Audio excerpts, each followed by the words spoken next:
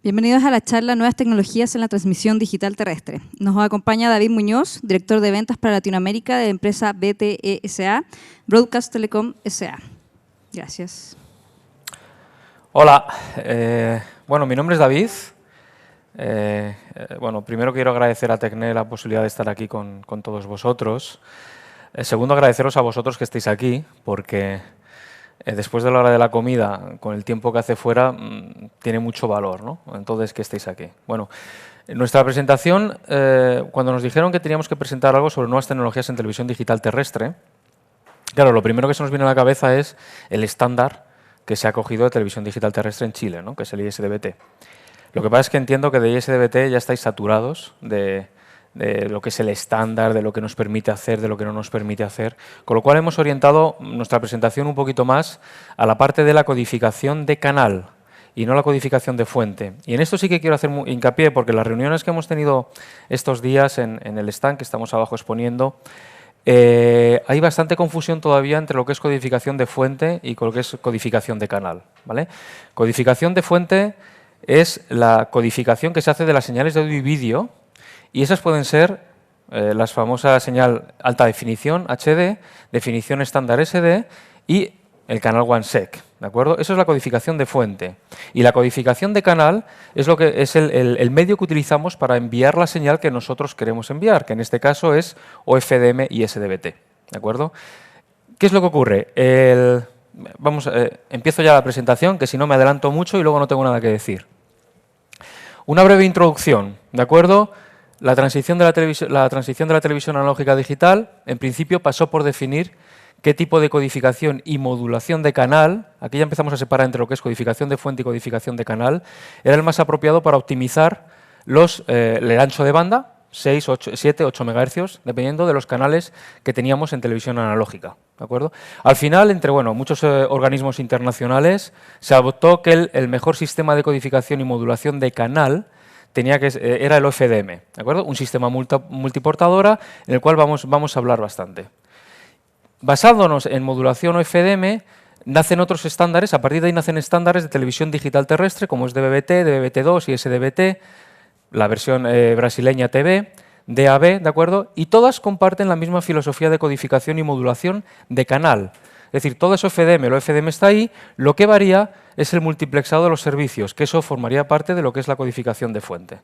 ¿Vale? Puede sonar un poquito repetitivo, pero sí que es cierto que conviene diferenciar esto. Entonces, ¿qué es modulación? Sobre todo, ¿qué es modulación? Es la técnica que vamos a utilizar para enviar la señal que queremos transmitir, sencillamente, ¿de acuerdo? Es decir, nosotros tenemos una información que queremos enviar, en este caso por aplicación de televisión, audio y vídeo. La modulación es la técnica que empleamos para enviar esa información, no lo que hacemos antes con ella, ¿de acuerdo? Es decir, ¿podemos tener televisión digital terrestre con señales SD? Por supuesto. De hecho, el estándar ISDBT nos permite tener un canal HD, 3 SD, 6 SD, 2 HD, además del OneSec, es decir, todo eso es posible. ¿De acuerdo? Entonces, os reconozco que este slide lo he metido después, solamente para diferenciar. Es decir, nosotros lo que vamos a hablar ahora mismo es de esta parte de acá. No nos vamos a meter en la parte de codificación, ¿de acuerdo? Porque esa es la codificación de fuente y entiendo que ya estáis un poquito saturados de todo esto. Bien. Entonces, ¿qué necesitamos hacer? Pues, por supuesto, ampliar la capacidad que nuestro canal tiene para enviar información. Es decir, ya que tenemos un canal asignado de 6, 7, 8 MHz, en ISDBT es de 6 MHz, lo que queremos es meter cuantas más cosas mejor, ¿de acuerdo? Y ahí es donde entramos en la parte de modulación FDM, ¿de acuerdo?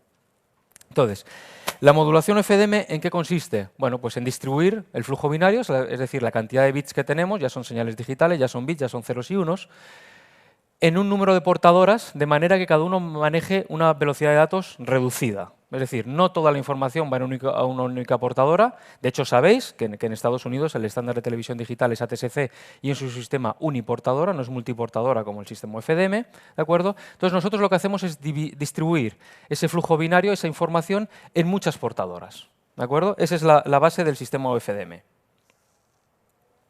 Bueno, los datos pues, se transmiten en paralelo. Y lo que tenemos que tener en cuenta es que la información que queda repartida entre las diferentes subportadoras tienen que ser equidistantes. Luego lo vamos a ver.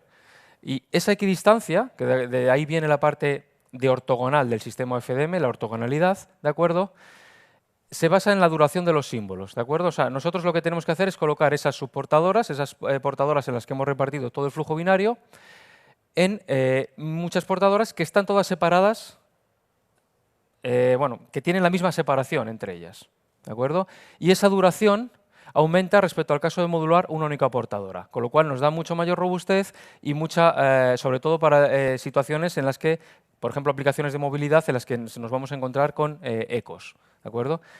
Comentábamos, la separación de las portadoras en frecuencia se hace igual al inverso de la duración del símbolo, de forma que la posición de las subportadoras coincide con los nulos de las portadoras adyacentes. Esto lo vamos a ver ahora en una diapositiva y lo vais a entender mucho mejor, ¿de acuerdo?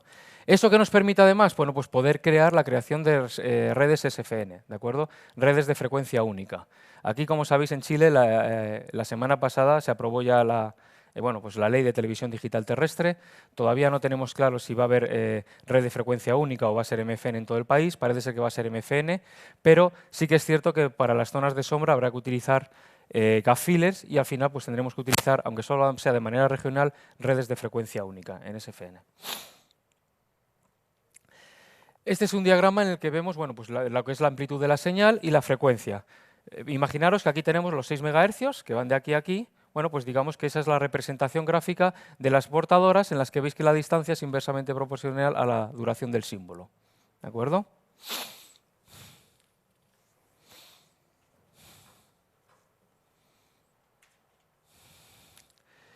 Si ahora vemos ese espectro, lo que es respecto, aquí tenemos lo que es el... A ver si esto funciona.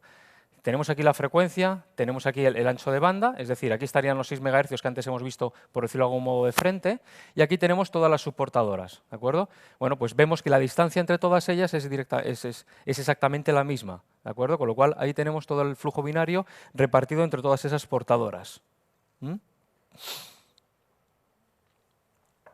Ahora bien, ¿qué necesitamos añadir? Tenemos que evitar que las portadoras se mezclen entre sí. O sea, las portadoras obviamente tienen una linealidad y lo que estamos intentando evitar es que unas se pisen a otras, por decirlo de algún modo, se superpongan. Con lo cual es donde añadimos el famoso intervalo de guarda, que es una separación adicional entre esas muchas subportadoras que tenemos, ¿de acuerdo? Con lo cual, al añadir intervalo de guardia, estamos reduciendo la capacidad binaria de cada una de esas subportadoras, pero nos garantizamos que todas las residuos o las ondas residuales de cada una de las portadoras, esto no sé si al final lo voy a dejar, ¿de acuerdo?, aparezcan dentro de ese intervalo, de manera que una subportadora no interfiere sobre la otra.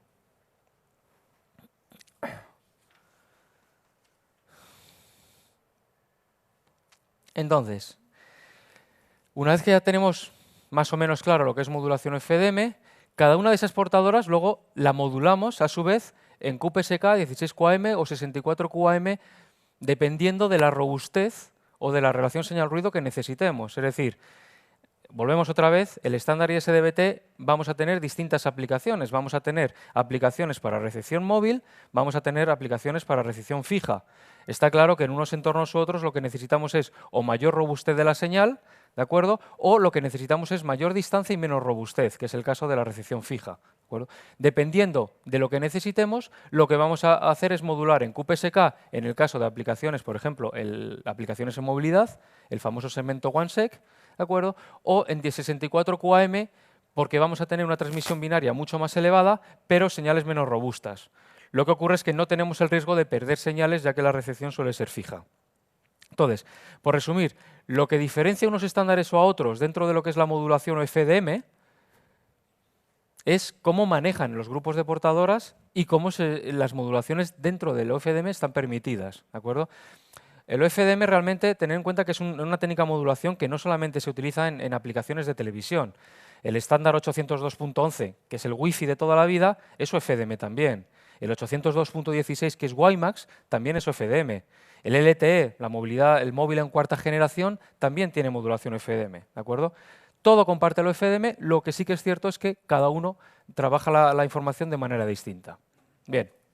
¿Qué es lo que ocurre? Que el espectro resultante de una señal OFDM, estamos hablando de múltiples portadoras, lo que nos va a generar es unas bandas de caída, ¿de acuerdo? Las portadoras no son lineales, sino que tienen un roll-off de caída, y eso lo que nos va a obligar es a usar filtros, los famosos filtros de máscara crítica, que nos permitan luego trabajar con canales adyacentes. Es decir, si yo estoy trabajando en el canal 45 de radiofrecuencia, tengo que asegurarme que mi espectro de señal FDM no sale de ese canal. Ahora vamos a ver una diapositiva en la que lo vemos. La señal FDM tiene un problema, ¿de acuerdo? Y es que si viésemos la señal FDM en el dominio del tiempo, es una señal que tiene una relación pico-media muy elevado. ¿Qué significa esto? Estamos hablando de muchas subportadoras, pequeñitas. El sistema 8K, 8.000 subportadoras, 8.000 portadoras, ¿de acuerdo? No todas tienen el mismo nivel de amplitud, ni mucho menos. De hecho, la señal FDM, uno de los problemas que tiene es lo que comentábamos, tiene una relación pico-media elevado. Es decir, hay muchas portadoras que tienen picos estadísticos que superan hasta 10 en 12 dB la señal media, por decirlo de algún modo, la amplitud media de todas las subportadoras. Y ese es uno de los principales problemas que tenemos que resolver luego para el diseño de etapas de amplificación de potencia. ¿De acuerdo? Bueno, esto es una imagen de lo que es una señal FDM. Aquí vemos como las curvas, bueno, pues digamos, no son lineales, estamos aquí los 6 MHz de amplitud, y aquí lo que tenemos que hacer, pues poner son los filtros, ¿de acuerdo? De manera que no interceptemos el canal adyacente, ¿de acuerdo? No nos pisemos. Vale. Bueno, y ahora aquí pues yo os meto una pequeña cuña publicitaria de nuestra firma, ¿de acuerdo? Pero bueno, básicamente, una vez que tenemos el corazón de la modulación FDM, ¿de acuerdo? Que es la base para poder desarrollar sistemas de modulación, tanto para transmisión digital como otras muchas tecnologías que os he comentado. A ver, los moduladores digitales, obviamente, tienen que tener un procesamiento digital de la señal bastante avanzado. La cuña publicitaria es que contamos con ellos, por supuesto. Y sobre todo, necesitamos transmisores eficientes. Es decir, ya hemos diseñado el canal con el cual cómo vamos a enviar la información. Ahora tenemos que conseguir que esa información llegue al cliente final, y eso solamente se consigue amplificando esa señal, es decir, poniendo etapas de potencia. ¿De acuerdo? Entonces, hemos comentado que la señal FDM tiene una relación pico-media muy alto y bueno, pues las técnicas de mejora de eficiencia son pues fundamentales. ¿De acuerdo? Bien. Perdón. Bueno, pues ya tenemos la señal modulada y ahora lo que intentamos es, tenemos que amplificarla. O sea, necesitamos amplificarla para que llegue al destino. Entonces, ¿cuál es el propósito de un amplificador? Pues ahí lo ves. O sea, es decir, tenemos que aplicar una tensión y una corriente, es decir, de potencia de salida, máximo una carga. Subrayamos esto, sin que la señal sufra distorsión. ¿De acuerdo? Es decir, de nada nos vale amplificar una señal si no estamos consiguiendo replicar la misma señal de entrada a la salida, pero amplificada. Y eso lo vais a encontrar con la famosa calidad de servicio o en señales digitales, lo que todo el mundo llama pues, el MER, ¿no? La tasa de errores media. ¿De acuerdo? Entonces, centrándonos en los amplificadores, todos los amplificadores tienen 3 características que son comunes, que son la eficiencia, ¿de acuerdo? La potencia máxima que es capaz de entregar cada transistor y la ganancia. Bueno, aquí yo añadiría una cuarta característica, que es la linealidad. Nosotros en televisión digital terrestre vamos a estar trabajando en la banda UHF desde el canal 21 al canal, creo que aquí en Chile es hasta el 51, ¿de acuerdo? Lo que estamos intentando conseguir son módulos amplificadores o transmisores que puedan trabajar en cualquier rango de la banda, en cualquiera de los canales. La linealidad de los transistores, os aseguro, no es plana, con lo cual es una característica también a la hora de tener en cuenta a la hora de diseñar amplificadores. ¿De acuerdo? Y sobre todo, importante, estas características están íntimamente relacionadas entre sí. ¿De acuerdo? Es decir, podemos conseguir mucha mayor eficiencia saturando los transistores, sacándolos de su curva de trabajo normal, ¿de acuerdo? Pero lo que vamos a hacer es degradar la señal y volvemos al punto de arriba. La señal no debe sufrir distorsión para que llegue a las mejores condiciones posibles. Bueno.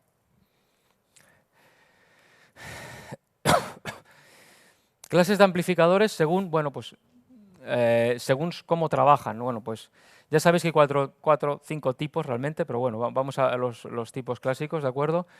Los amplificadores de clase A son aquellos amplificadores, aquí de todas maneras tenéis las curvas de cómo trabajan, ¿de acuerdo?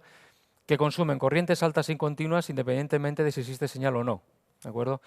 Que con esa característica de los amplificadores en clase A, pues ya veis que el principal inconveniente que van a tener es que el consumo va a ser muy alto.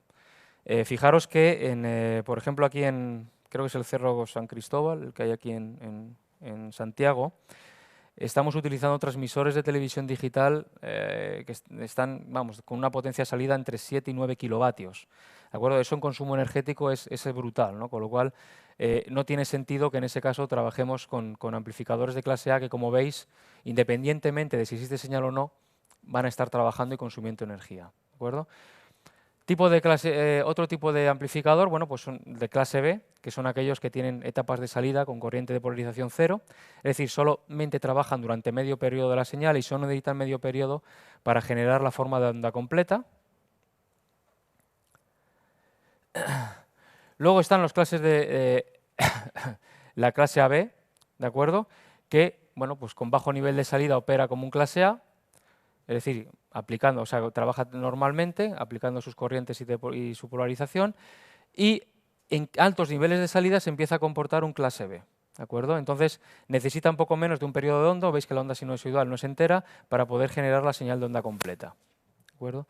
Y por último, los de clase C, que son los similares a los de clase B, pero bueno, la etapa de salida tiene corriente de polarización cero y pierden la señal de entrada de manera que el transistor deja de conducir antes de finalizar el semiperiodo. ¿De acuerdo? Bueno. Ahora nos ponemos a diseñar un amplificador. Ya sabemos cómo trabajan los transistores dependiendo de las tensiones de salida y corriente que apliquemos y la polarización de señal que apliquemos en cada caso. Y nos damos cuenta que ninguno cumple las características que queremos tener. Queremos tener, os recuerdo, una muy buena ganancia, queremos tener una gran eficiencia, es decir, un bajo consumo y sobre todo que no degraden la señal como punto principal. ¿Cuál es la mejor técnica que hay? Bueno, pues no existe, con lo cual la tenemos que desarrollar. Y es cuando pasamos al diseño de transmisores con tecnología Doherty, ¿de acuerdo? Aquí veis una curva de respuesta, ¿de acuerdo?, de un amplificador lineal. Seguro que muchos en el laboratorio incluso habéis tenido la suerte de diseñar o trabajar con alguno, ¿de acuerdo? ¿Veis la curva de eficiencia? En este pulso incluso la curva, aquí si continúas esto obviamente degradaría, ¿de acuerdo? Y veis un pulso en base a la función de densidad de probabilidad. Recordamos aquí otra vez, la señal FDM tiene una relación pico a media, os recuerdo, muy mala, o sea, muy elevada, perdón, ¿de acuerdo? Con lo cual los picos son habituales y depende de dónde nos vaya a caer esos picos, vamos a conseguir que el transistor funcione o no funcione. Esta es una arquitectura de un amplificador lineal. Bien. Ahora vamos a la recta de carga. Bueno, la recta de carga que veis aquí, ¿de acuerdo? Obviamente un amplificador se diseña de manera que con la recta de carga óptima para aquello en lo que va a trabajar. Es decir, si nosotros vamos a tener, sabemos que nuestro transmisor va a trabajar en unas condiciones determinadas, la recta de carga la haremos que tenga esta pendiente o haremos que tenga otra pendiente. ¿De acuerdo? ¿Qué es lo que ocurre? Que eso tú lo puedes tener en cuenta cuando sabemos que nuestra señal va a tener una amplitud lineal. Vuelvo a insistir, no es el caso de la modulación FDM en el que tenemos muchas soportadoras y cada una con una amplitud distinta. Vale. Esa sería la recta de carga. Entonces, un amplificador lineal, repito, está diseñada con una recta de carga optimizada para su máxima potencia. ¿Pero qué es lo que ocurre? Que la eficiencia es mala si la señal es baja. ¿Qué es lo que ocurre con la media de las señales, de acuerdo, en una señal modulada mediante OFDM? Es decir, estamos viendo que un amplificador lineal nos va a dar muy buena respuesta para cuando está trabajando con máxima potencia, pero la eficiencia va a decaer bastante si la señal es baja. ¿Cuál es la solución? Bueno, pues ¿qué es lo que hace realmente la arquitectura Doherty en los transmisores de televisión? Bueno, pues vamos a diseñar transmisores, amplificadores que tengan pues varias rectas de carga, ¿de acuerdo? Con lo cual vamos a diseñar un sistema, un módulo amplificador que trabaje con una carga determinada para señales con una amplitud alta y otra recta de carga, ¿de acuerdo?, que trabaje cuando las señales pues son más bajas. ¿De acuerdo? Con lo cual ahí nos estamos adaptando mucho mejor a las características de la señal o FDM con esta relación pico-media que tiene bastante elevada. ¿De acuerdo? Y eso es lo que pues, llamamos modulación de carga. ¿Bien? Bueno, pues básicamente como los transistores, o sea, no podemos hacer que un transistor varíe de esa manera, lo que hemos hecho es implementar en un mismo circuito de amplificación pues varios transistores distintos, de manera que uno va a trabajar en una de las clases que antes hemos visto y otro va a trabajar de otra manera. Si sumamos el funcionamiento de los dos, ¿de acuerdo? Vamos a conseguir que, dependiendo de la señal que llegue, el conjunto amplificador sea mucho más eficiente. ¿De acuerdo? Entonces, en este caso, necesito la chuleta, os lo aseguro. Esto es un esquema muy básico, muy simplificado de lo que sería la arquitectura Doherty dentro de un transmisor de, en este caso, de televisión. ¿De acuerdo? Entonces, lo que hacemos es pues, jugar con las impedancias. Aquí sí que necesito la chuleta, o sea, no tengo más remedio. ¿Vale? Entonces, si vamos al punto 1, ya, aquí. Yo no sé si al final el puntero láser se ve por al fondo, pero bueno, yo como lo veo aquí, lo utilizo, ¿de acuerdo? Con 0 dB de potencia, la impedancia del transistor auxiliar, ¿de acuerdo? Que es el que tenemos aquí, será infinita, con lo cual solamente estará trabajando el transistor que aquí identificamos como amplificador de portadora, vamos, como el sistema base, ¿de acuerdo? Entonces, si la señal sube 6 dB, que es el rango normalmente que se suelen ajustar estos sistemas, la impedancia del transmisor principal será de 100 ohmios, ¿de acuerdo? Con este circuito, pero con 0 dB será de 50 ohmios, ¿de acuerdo? Y cuando la impedancia vista por los dos transistores, cuando los dos están activos, será de 25 ohmios a la salida, ¿de acuerdo? Si solo está activo el principal, la impedancia de salida es de 50 ohmios. Si no lo hubiese leído, hubiese tardado más en decirlo, ¿de acuerdo? Es decir, ¿qué estamos haciendo? Que dependiendo del nivel de amplitud que tengamos aquí, vamos a conseguir que la señal, si es un nivel de señal normal, solamente va a transmitir el transistor que está aquí, ¿de acuerdo? Debido al circuito de impedancias que hemos creado. Si nos llega un pico, como es habitual en las señales UFDM elevado, con una amplitud elevada, lo que va a hacer es transmitir este amplificador, ¿de acuerdo? Luego habrá un rango común en el que estén trabajando los dos, con lo cual lo que estamos consiguiendo es que la señal OFDM que antes atacaba un solo transistor, estamos separando esa señal, está atacando dos circuitos en paralelo que trabajan con distintas condiciones y a partir de ahí conseguimos una mayor eficiencia, ¿de acuerdo? En nuestro caso lo que estamos haciendo es que un transistor funcione en clase AB y otro funcione en clase C, ¿de acuerdo? De las 4 que habíamos visto. Y aquí, si recordáis la diapositiva en la que mostrábamos el rendimiento, la curva de rendimiento, ¿de acuerdo? De eficiencia, perdón, de un transistor clase AB, lo que estamos consiguiendo es una curva de estas características con la tecnología Doherty, con lo cual, digamos que sería la mejora de la eficiencia dentro de de funcionamiento de los transistores. Eficiencia que al final se traduce en ahorro energético que al final se traduce en dinero, en consumo. ¿De acuerdo? Entonces, bueno, pues básicamente es lo que estamos consiguiendo. ¿Mm?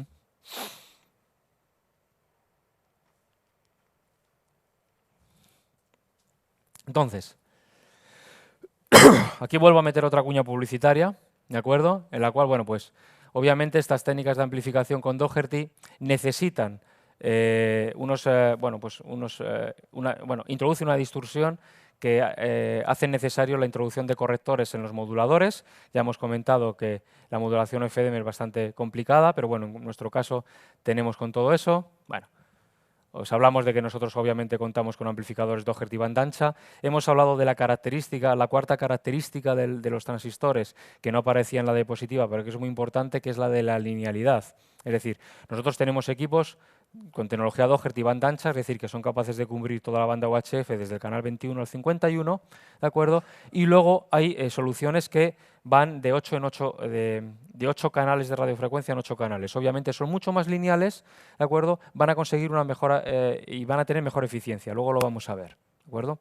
Y luego otra cosa importante, siempre que en los transmisores de televisión estamos hablando de eficiencia, todo el mundo se va al amplificador, porque es la parte que más consume, ¿no? Es la parte de potencia es la que más consume, pero hay otros elementos que están dentro de un equipo, como el sistema de refrigeración, ¿de acuerdo? Con lo cual, y es la última cuña publicitaria que hay en esta diapositiva, pues nosotros incorporamos otros sistemas como bombas y ventilación y ventiladores con regulación electrónica, que lo que hacen es modular el consumo dependiendo de las necesidades de refrigeración, ¿de acuerdo? Bueno, no es lo mismo tener un transmisor trabajando a nivel del mar que, bueno, pues que en los Andes, ¿no? Y de eso sabéis mucho todos vosotros. Bueno, esto es una curva, ¿de acuerdo?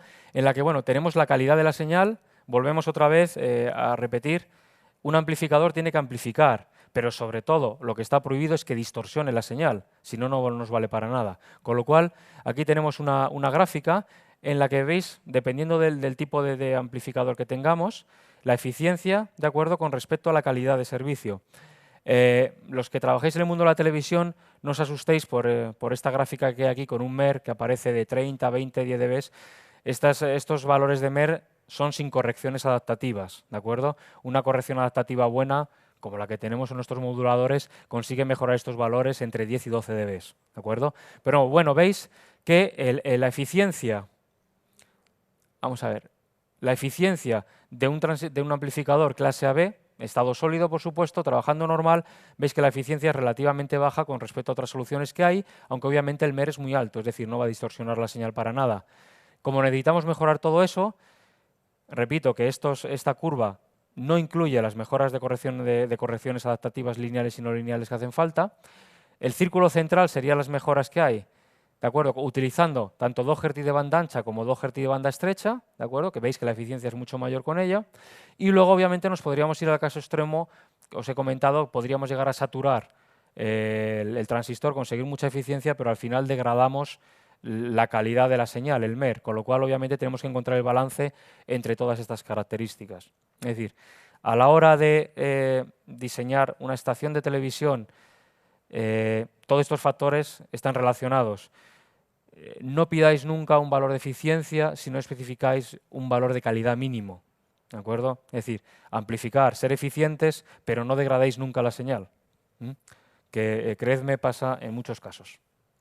Y luego, por último, bueno, pues esta tabla comparativa, o sea, esta tabla lo único que nos indica, bueno, es la influencia de otros elementos comunes en la eficiencia de un transmisor, ¿de acuerdo?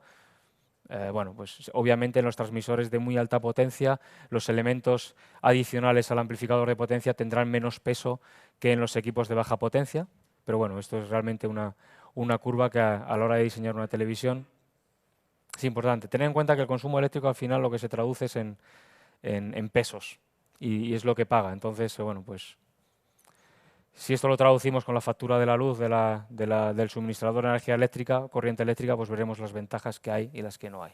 Bueno, pues las últimas slides, y esto sí que es publicidad pura y dura, ¿de acuerdo? O sea, este es el rango de equipamiento que tenemos nosotros. Todos nuestros transmisores pueden ser dual cast, analógico o digital.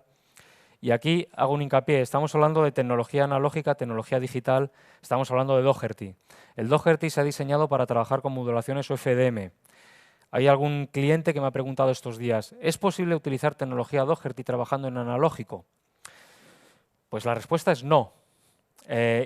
Y también me consta que hay algún fabricante que lo está ofreciendo. O sea, realmente esas soluciones que se están dando son sencillamente, ese fabricante lo que hace es añadir un módulo adicional que se pone encima de, o si recordáis el circuito de la tecnología Doherty con 2 transistores, bueno, pues ese fabricante lo que hace es incorporar un módulo que quita uno de ellos en analógico y cuando quiere trabajar en digital, pues lo vuelve a poner. Sencillamente es eso, ¿de acuerdo? Pero es decir, la propia naturaleza de la señal analógica, con una sola portadora de vídeo y de audio, ¿de acuerdo?, no es compatible con la tecnología Doherty, ¿de acuerdo? Entonces, bueno, configuraciones SFN, MFN, configuraciones de redundancia y luego, pues bueno, aprovecho también para mencionar el tema gap fillers. Sabéis que un gap filler es un repetidor, ¿de acuerdo? Isofrecuencia, es decir, que va a transmitir en la misma señal, en el mismo canal de radiofrecuencia de la señal que entra, con lo cual obviamente se va a producir una realimentación, que es lo que en este sector, bueno, pues llamamos eco, es decir, que estos equipos necesitan un importante cancelador de ecos. Esto viene a colación con pues, lo que comentábamos antes de la existencia de redes SFN, redes de frecuencia única, ¿de acuerdo? Isofrecuencia, bueno, tenerlo en cuenta si tenéis que diseñar, hacer algún dimensionamiento alguna vez de una red de televisión, que tengáis en cuenta, ¿no?, estos equipos.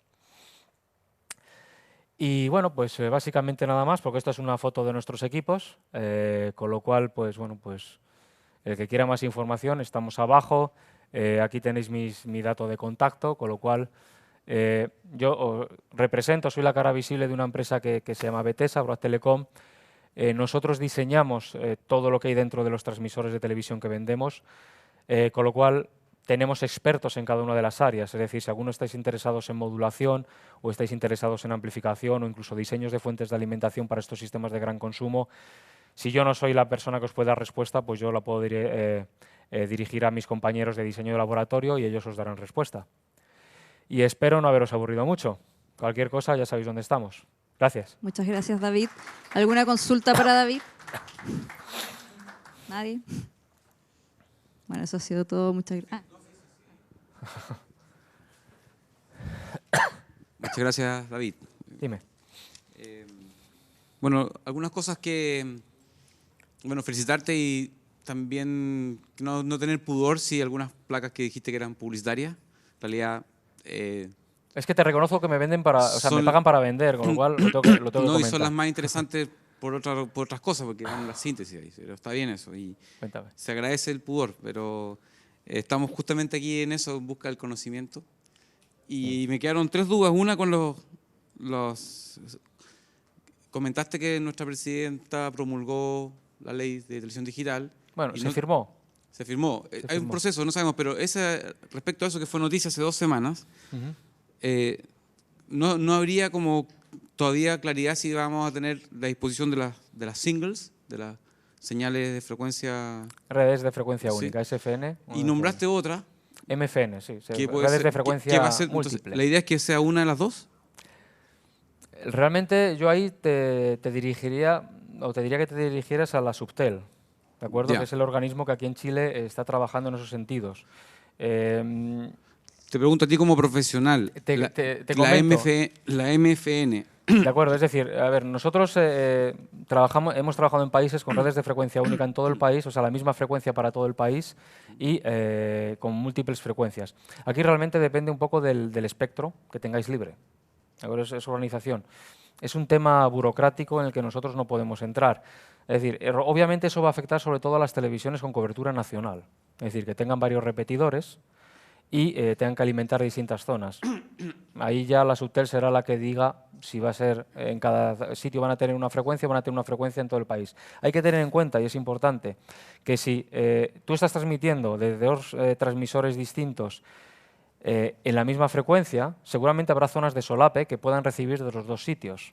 A la hora de diseñar esa estación, necesitas saber, obviamente, teniendo en cuenta la distancia que hay entre esos sitios, necesitas saber de dónde quieres que reciba ese punto intermedio, ¿no? Que puede recibir los 2. De ahí, otra de las características del intervalo de guarda. Las señales no van a llegar a la vez, ¿de acuerdo? Con lo cual, una va a llegar retardado a la otra. Vamos a intentar, dependiendo de la velocidad de propagación de la radiofrecuencia, ¿de acuerdo? Que la distancia máxima creo que está entre 64 kilómetros. No me hagas mucho caso, pero tendríamos que verlo, ¿no? No, Pero bueno. te lo preguntaba, porque el tipo de país que tenemos y es un tema que tiene 6 años en desarrollo en Chile, de que la inquietud sigue donde mismo. ¿Y qué significado tiene MFN, la nomenclatura en inglés? Multiple Frequency Ya. Network. Okay, una Red de multi frecuencia y otra múltiple. singles. Y la otra es simple. De todas maneras, no te preocupes porque si es SFN, lo único que necesitas es un GPS para sincronizar. Y te aseguras de que todos los transmisores estén sincronizados y transmitan a la vez. Muchas gracias. Tengo 2 más. ¿Alguien más quiere preguntar algo? Voy a preguntar a otras 2. Uno, el concepto de distorsión. ¿Perdona, de? De distorsión de una señal. No todos venimos del mundo de la ingeniería. Normalmente somos usuarios de televisión y sacamos datos o de un instrumento o de un display, de un monitor. ¿Qué sería la distorsión en el caso de tu exposición? A ver, distorsión, si tú ves una señal analógica, si hay distorsión, veis que en la pantalla aparecen como puntitos blancos. ¿De acuerdo? Una de las ventajas de la televisión digital, independientemente que sea SD, HD, es que esos puntitos blancos no existen. Es decir, porque hay técnicas de precorrección que lo que van a hacer es, utilizando estas técnicas, es decir, utilizan bits de reserva para recuperar la información y rellenar esos puntitos blancos y que aparezca la imagen completa. ¿De acuerdo? ¿Qué es lo que ocurre? Que llega un momento en que ya no es posible recuperar esa señal y directamente se nos va a ir a negro o no va a haber señal. ¿De acuerdo? Es decir, distorsión. En analógico se mide relación señal-ruido. En digital se mide MER. Es decir, tienes que tener que la calidad sea alta para que si tienes algún desvanecimiento te pueda recuperar la señal. En una televisión normal o lo vas a ver en digital o no lo vas a ver. Es decir, Obviamente hay técnicas para corregir distorsiones, pero ahí entraríamos un poquito más en lo que es la codificación de fuente que hemos hablado, en el Reed Solomon, en técnicas del FEC de 3/4, 16, o sea, 7 octavos. O sea, tú en señal digital vas a utilizar bits que son reserva para recuperar la señal en caso de distorsiones, ¿de acuerdo? En caso de pérdidas de información. Si ese margen que tienes no es suficiente, la señal se te va a ir directamente a cero. No va a haber distorsión aparente, es decir, para verla visualmente. Ocurre con unos satélites de repente que no tienen... Sí, si llueve, tal, bueno, Sí. ahí... Siempre, de todas maneras, siempre que diseñes una red, calcula un back-off mínimo de 3-6 dB, sea satélite, terrestre, lo que quieras.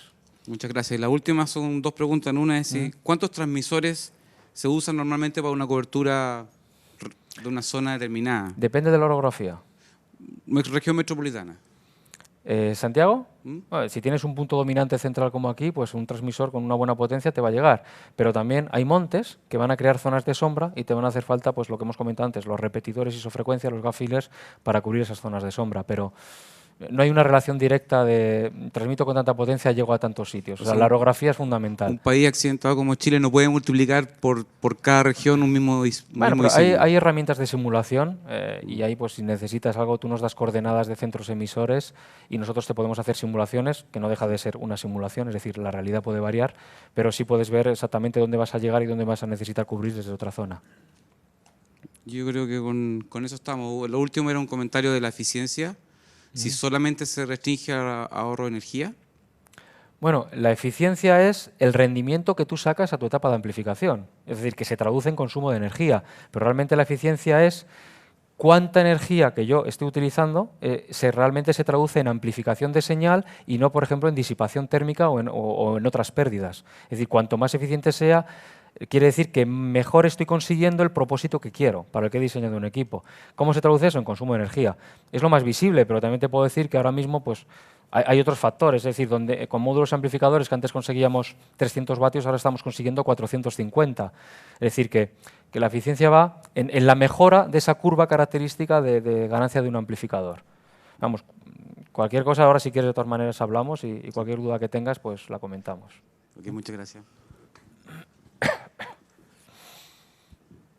Bueno, la pregunta va también de acuerdo a lo que habló el profesor y queríamos consultar, es lo del gap filler. ¿Eso ya lo han visto con la Subtel?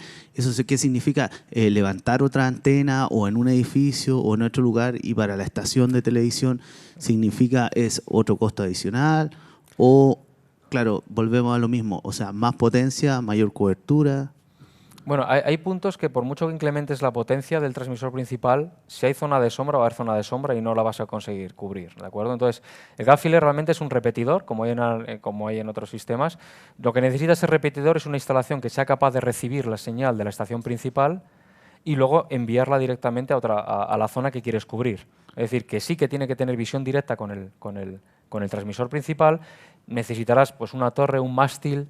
El dimensionamiento pues vuelve otra vez a lo mismo, ¿no? Depende de la orografía, depende de la distancia que tengas o la superficie que tengas que cubrir, necesitarás unas características de potencia, etcétera, ¿no? Pero sobre el papel no te puedo decir necesitas esto es justo, ¿no? Tendríamos que simularlo y verlo. Es otro equipo más y mínimo va a tener una antena de recepción y otra antena de transmisión. Exacto, eso también quería saber. O sea, desde mi planta tengo que volver a enviar esa señal o la tomo desde la misma señal de mi antena máster, pero recoge la señal de tu centro principal y la reenvía directamente. O sea, tienes que una antena de recepción, otra de transmisión conectadas al mismo equipo, nada más. Y para sincronizarla necesito GPS también. Si es gap filler, el gap filler ten en cuenta que no tiene procesamiento de modulación, es decir, no necesita de modular la señal y volverla a modular, es todo radiofrecuencia, con lo cual el retardo es mínimo. De hecho, nosotros tenemos casos en los que hemos instalado 4 gap fillers en cascada y no se ha producido, no ha habido necesidad de poner GPS para sincronizar, ¿de acuerdo? ¿En Chile ya lo han hecho? No. ¿O por eso hay alguna, la Subtel en Chile que no pone me las consta barreras? que haya gap fillers todavía digitales, pero pregunta a la Subtel o algún organismo que tenga, pero no me consta porque las únicas transmisiones en digital que se han hecho son en fase de pruebas y creo que gap fillers no han llegado. No, pero como foro. Bueno, eso también, y ojalá que también la Subtel esté presente en este tipo de foro Bueno. Y lo otro también, o sea, agregar de que aquí hay mucha gente de la academia, o de escuela, que dentro de esta ley yo creo que también hay que ver otras modificaciones. ¿Ah? Y aquí está la responsabilidad de los alumnos que puedan acercarse a los políticos, senadores, ¿ah? Porque hay buenos y malos senadores, ¿ah? Donde han limitado también el proceso de las concesiones, ¿ah? Hay que decirlo. ¿Ah? Los municipios y las corporaciones educacionales han sido excluidas también de este... No lo sé, no te puedo decir nada de eso, no lo sé. Pero bueno, sí, hazlo público, está claro. O sea, no me parece bien que lo hagas público. ¿Alguna otra pregunta para David? Me parece que no hay. Bueno, muchas gracias, David. Gracias por a haber todos. participado en esta Gracias. reunión. Hasta luego.